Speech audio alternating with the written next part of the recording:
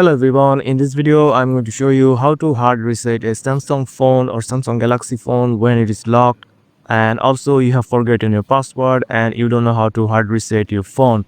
So to hard reset your phone, first just connect your phone to a laptop or PC.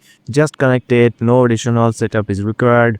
After connecting the phone with your laptop or PC, you just need to go to the emergency call. So just tap on your lock screen and go to the emergency call button.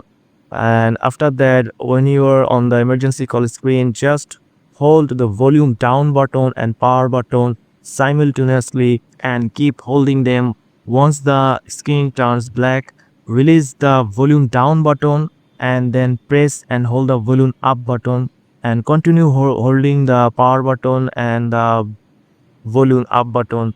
And when the Samsung logo appears, release the button once your phone enters the recovery mode. So you just need to release it once these options come on your phone. And when the recovery mode, use the volume buttons to navigate to the wipe data factory reset. As you can see, choose the wipe data factory reset, then press the power button to select it, then again choose the volume button to go down and choose the factory reset option and press the power button, and then confirm the factory reset option, and it will show you the wiping data. As you can see, your Samsung Galaxy phone is now wiping all the data from your phone.